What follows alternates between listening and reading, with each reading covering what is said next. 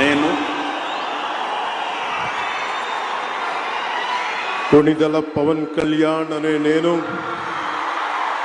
శాసనం ద్వారా నిర్మితమైన